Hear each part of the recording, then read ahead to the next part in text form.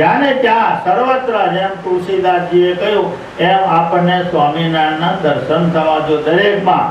દરેકમાં એને કહ્યું કે સ્વામી રામનું નામ લે મારા ચામડાના જોડા સીવડાવે. એને કેટલો મહિમા હશે, એમ એને કેટલો મહિમા હશે. એમ આપણને સ્વામિનારાયણ મળ્યા. સ્વામિનારાયણનું નામ બીજાના હૃદયમાં તમે દાખલ કરો એ જ્યાં સુધી એ ભગવાનનું નામ લે ત્યાં સુધી તમને એમાંથી 10મો ભાગ મળ્યા કરે. એવા તમારા જીવન દરમિયાન ઘણા બધા ભક્તો, આપણા તો હરિભક્તોને છોકરાઓને બી એવી ટેવો જ છે કે જ્યાં જાય ત્યાં સત્સંગ કરાવે. આજે સુરતમાં આપણો સત્સંગ સરસ છે. જે કોઠારી જાય ને આપણા સત્સંગની જરૂર પડે, કારણ કે ત્યાં 5 રૂપિયા જોતા હોય તો પહેલું કાગળિયું એને ધરે. તો બેંગ્લોરમાં જાય, જયપુરમાં જાય, મદ્રાસમાં જાય કે મુંબઈમાં તો છે બોલો ગમે એટલું હોય, અંદર બગડતો હોય ને તો કાગળિયાને કરવું પડે. કારણ કે આમાં એવું હોય છે, અમારી નાચમાં બહુ વિચિત્ર પણ હોય. છતાંય કહેવાનું શું છે કે એની પાસે હોવું પડે. એટલે આજે આપણને એક અદભુત વસ્તુ મળી છે. જેમ ચંદ્રકાંત મણી મળે પછી એમાંથી બધું નીકળે. જેમ આપણે 1000ની નોટ ધરીએ દુકાને, એમાંથી ઘી, ખાંડ, ગોળ, તેલ ફટાફટ નીકળવા માંડે. એમ સ્વામિનારાયણ ષડાક્ષરમાં આ મંત્ર છે, બીજે નહીં. સ્વામિનારાયણ તો બધા 18 ઠેકાણા બધા ચીલા ટપકા કરીને ફરે છે, એમ નહીં. સ્વામિનારાયણે કરેલી મર્યાદાના માળખામાં છે કેમ એ ઓછું વધુ ભજન કરે છે એ આપણે નહીં જોવાનું, એ સ્વામિનારાયણ જાણે. એના માળખામાં છે કે નહીં, પોલીસ છે કે નહીં જોવાનું. ખાખી કપડા એમ નહીં, એ ખાખી કપડા બધા પહેરે. આ પોલીસ છે કે નહીં કાયદેસરનો એ આપણે જો બનાવટી કેટલા બધા ફરજ દરરોજ લૂંટે. બોલો હે દરરોજ લૂંટે. પોલીસ જોઈએ એમ સ્વામિનારાયણનો કાયદેસરનો સાધુ જોઈએ. ભલે ગાંડો ગેલો એમાં આપણને વાંધો છે. એમ ઓછું ભજન કરતા આપણે ક્યાં માથે છે, એવું નહીં. પગે લાગવાનું કામકાજ છે. એટલે આ ઉત્તમ આપણને રસ્તો બતાવ્યો અને જાળવી રાખજો. ભાઈ બધાયમાં બૈરામાં એવી થોડી કુટેવો મને જાણવા મળે અમથા. અને પુરુષોમાં, છોકરાઓમાં, કારણ કે ઘડિયાઓ તો બહુ નિષ્ઠાવાળા હતા. એ વ્યવહારની વાત વ્યવહાર દરવાજે મૂકીને આવે એવા હતા. આપણે ખિસ્સામાં ગાલીને પડીએ તો શું થાય? હે એકદમ બોમ્બ છે, છાતીએ બાંધી ના આવો તો શું થાય? એમ તું તો ઉડી જાય, બીજાનું ડર દો. એટલે આ બધું જ્યાં હોય ને, જ્યાં જરૂર હોય ત્યાં ખોલવાનું પડી ગયું. બીજી શું માથાકૂટ? બાકી દિવ્ય ભાવ, પગથિયા મંદિરના ચડો એટલે દિવ્ય ભાવ રાખો. આજ વડતાલ છે, આજ ગઢડા છે, આજ જુનાગઢ છે. કદાચ ન જઈ શકાય તો સ્વામિનારાયણના વિમાનો ઉતારવા પડે, બીજો રસ્તો જ નથી. એ બંધાઈ ગયેલા છે શિક્ષાપત્રીમાં, એ બંધાઈ ગયેલા છે કે આ રહેશો, આ તો તમે મારા છો, છો એમ એમણે કઈ સહી કરી છે. નંદ સંતોએ સહી કરી. ભગવાન સ્વામિનારાયણ પરમાત્મા ન હોય તો એમના બ્રહ્માંડ બાંધ્યાનું પાપ છે એમ કરીને એમણે સહયોગ કરી. એટલે આવો અદભુત સત્સંગ આપણને મળ્યો અને જાળવી રાખજો. આ તો તમને સદાય આશીર્વાદો ગુરુએ કહ્યું એ પ્રમાણે રહેજો. લાઈનમાં આશીર્વાદો છે. અહીં આવીને આપી જશે, નહીં હોય તો જ્યાં બેઠા છે જ્યાં આશીર્વાદ આપશે. જેટલા અહીંયા નહીં આવી શક્યા હોય કારણવશાત, કારણ કે સુરેન્દ્રનગર હતો ત્યાંથી 2 બસો આવવાની હતી, પણ કદાચ કારણવશાત ના આવી શકે. બધાની વૃત્તિ પણ જવાયું નહીં, વડતાલ જવાયું નહીં, એમ નહીં જવાયું. બોલો આવો આજે આખા 2 દેશમાં ભુજ સુધી એ ભુજનો ફોન કર્યો ને, કીધું હરિભગત મેટપણના આવવાના છોકરા 2-4 ઉત્સવમાં હતો. અરે તમે ખરા તો મને કહે મેટપણના નામ દે પતી ગયો, તમારે ફોન કરવાનો હોય. બોલો આટલી આપણી શાખ છે. કેમ વગર પૈસે બેંક વાળો ક્યારે તમને શાખ આપે? તમે બધી રીતે ક્લિયર હોય તો હાલે. વગર પૈસે તમારો બેંકમાં રૂપિયો ના હોય અને તમને શાખ હાલે છે બેંક વાળો. તમે 2 લાખ લઈ જાવ તો વાંધો નહીં, ભલે ખાતામાં ના હોય. ક્યારે તમારું બધું જોવે ત્યારે, એમને થોડો હાલે. એમ આપણો સત્સંગ જે છે તે એમાં કઈ મુંબઈમાં રજોગુણી શહેર છે ને, એટલે કેટલાક છોકરાઓમાં બીજા ત્રીજામાં ભાષામાં વાણીમાં થોડો પાવર થોડો કરતા હોય કે બીજા, એ નહીં. દાસના દાસ થઈ જો જોડા લૂસી લાઈનમાં મૂકે તો તમે હરિભગત મોટા. આગળ તો હવે ને 2 હતા આવડે, મને આવડે. એમ જોડા હરખા લૂસી મૂકો ને એ મોટો. ગુરુ કહેતા કે કલકત્તામાં આયચાન સ્વામી બધા ગયેલા, બેતરભાઈ શેઠે ગયેલા, બધા ગયેલા. કોયા સાહેબ ને મોટા મોટા હરિભક્તો હતો, કોલિયારીઓની ખાઈને એમની હતી. એટલે ત્યાં ધર્મસુદા પુરાણ એમણે વાત કરી કે અમારે ત્યાં ખંભાતમાં મંદિર કર્યું, દેવ જેવા દાદા કાજે હરિભગત આમ છે, બેચરભાઈ શેઠ અમારી હારે છે, આમ તેમ 2-5 વખત બોલ્યા છે પ્રવચનમાં, વાતોમાં. એટલે પેલા હરિભગત ઉભા છે કે અમારે દર્શન કરવા છે, એમને ઉભા કરો. ત્યારે આમણે શું કર્યું, બિહાર આગળ જે આવે ને એને જગ્યા આપતા, એ પાછા ખસતા એટલે જોડા પડેલા ત્યાં જતા રહેલા. એટલે હરિભક્તો કે કમાલ છે, બોલો. ત્યાંથી જે લઈ આવ્યા, પગે લાગ્યા બધા હરિભક્તો, શિખરબંધ મંદિર કરું બેસતી છે ખંભાતમાં. તે સ્વામી આ વાત કરે આપણા ગુરુ કે કેટલા નિર્માની વાત, નિર્માની ઉપર જવાની મહિમા એ છે. ઓછી માળા ફેરવો એનું નથી, 5-6 માળા ફેરવો ને 1 માળા ઠેકાના મન માલ ચીતકાર ક્યાં હોય તો હું કાઢવાનું એમાં એ માળામાં એમ.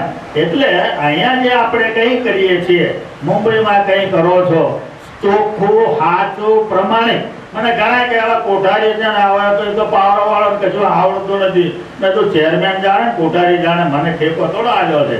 હું જાઉં તો મને ખાવાનું આપે ને, રોટલો આવે ના વધુ કરતા હા મારે હોવું છે, ઉપર નહીં ચડાય, ક્યાં નાખી આવે, કેમ કરવું થાય એમ. આખી દુનિયામાં આપણે કેમ ના પહોંચીએ ભાઈ? હે, બધાના જે સ્વભાવો છે એને તો સ્વામિનારાયણ નહોતા કંટ્રોલ કરી શકે. મારું બધું એમ હવે જે મૂક્યા હા થાય એને કઈ હા થાય તો મૂક્યા હોય, એમાં આપણે શું. એટલે આ જે કઈ સત્સંગનો યોગ આપણને મળ્યો એને જાળવી રાખજો. અને એમાં દિવ્યભાઈ સદારાજ છોકરા તિજોરી નહીં બતાવવાની, સ્વામિનારાયણ બતાવો નાની. પછી એક જણો મને મેઘવામાં હરિભગત કે છે 40 વર્ષ પહેલા કે અમે મંડળ શરૂ કર્યો, કે મારા છોકરો લાયા, મને કે આને સુધારો તો હું તમને કહો એટલા રૂપિયાનો ગમે એટલો ખર્ચ થાય. મેં કીધું તારે પહેલા આપો તો 22 વર્ષ થયા, આવે શું કરવાનું એમ. ત્યાં સુધી તે કોઈ પાસે ના લઈ ગયો તું એમ. 22 વર્ષ થયા, એને ગમે તે વ્યસન કે ગમે તે હોય, પણ કહેવાનું શું પછી તકલીફ પડી જાય નાનપણથી. આ જ મહિમા મુંબઈની અંદર આપણે કેમ બચી જઈએ છીએ એટમ બોમ્બમાં, આપણે કેમ કશામાં આવતા નથી, કાંકરી વાગતી નથી, એ સ્વામિનારાયણ.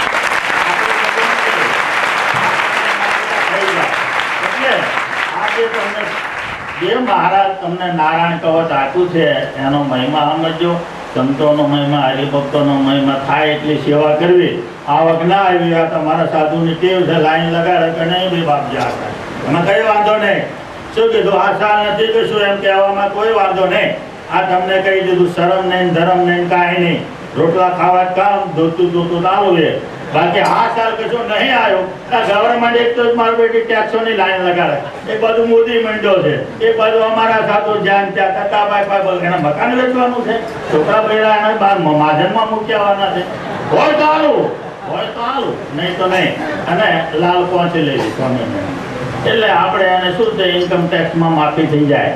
સ્વામિનારાયણ અદભુત રચના સત્સંગની કરી છે. જાતે કેમ કલમ ચલાવી? 3,500 સાધુ એની પાસે મોટા મોટા શાસ્ત્રો લખીને બેઠા હતા, તો એને જાતે ચલાવી.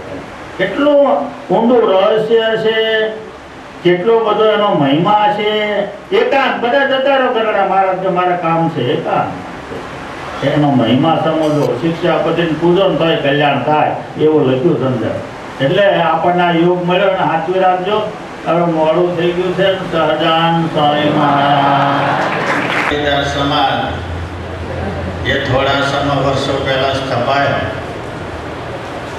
જેના વસંતભાઈ, ખંભાતના મહેન્દ્રભાઈના બધાએ ખૂબ મહેનત કરી. ભૈલાલભાઈ, કલોદાન, ઊંધેલ બધા ભેગા થઈ સુરતે 2-4 વખત ગયા તો મને વચ્ચે મળતા પડ્યો.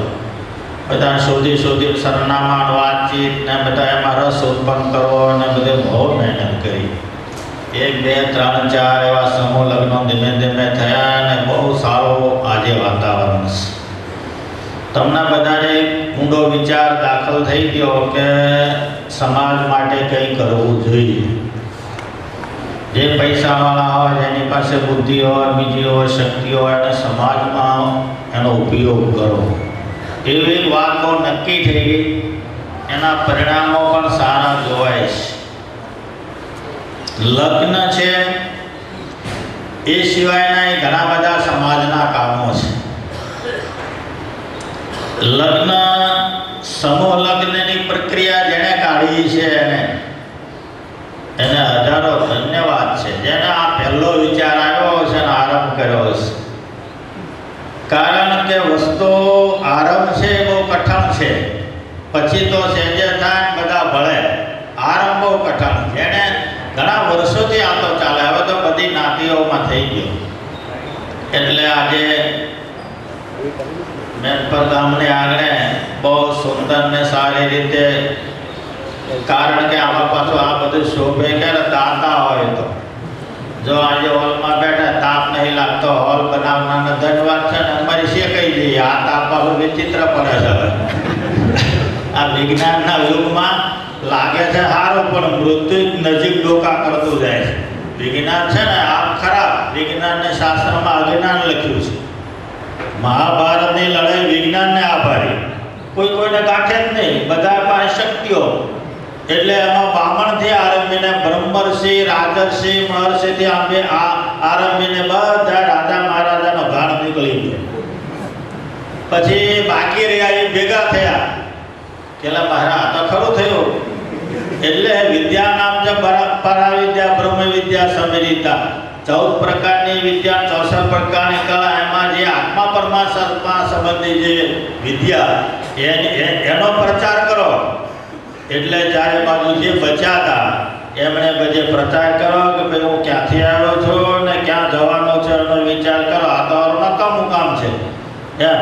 વિજ્ઞાન એટલે અજ્ઞાન. ગાડી હારી પણ એક્સિડન્ટ થાય ત્યારે ખબર પડે અમારી બેહવા માટે, પણ આ એક્સિડન્ટ થાય ત્યારે ખબર પડે આ વિમાન તૂટી ગયો કે પથ્થર ભારથી મરી ગયા એમ કે છે બધા કોણ છે શું છે, રડા કકળાય. વિજ્ઞાન એક્સિડન્ટ વાળું છે, પરમાત્મા સંબંધી વિચારણા એક્સિડન્ટ વગરની. આ શરીર પર ભગવાનના ભક્તને દિવ્ય ભાગવતી તનો મળે એ એક્સિડન્ટ વગરનું. બસ એ કાયમને માટે સુખ્યો. એ ભારતીય સંસ્કૃતિ આપણને શીખવાડે છે. એમાં બધા આશ્રમો સફળ કેવી રીતે થાય તો કે ભાઈ ગ્રસ્તાશ્રમને તો કેટલી ઉપાધિ, એના 3 આશ્રમનું પૂરું કરવાનું. વાનપ્રસ્થાશ્રમ, બ્રહ્મચર્યાશ્રમ ને સંન્યાસાશ્રમ તો કમાવા જતો નથી.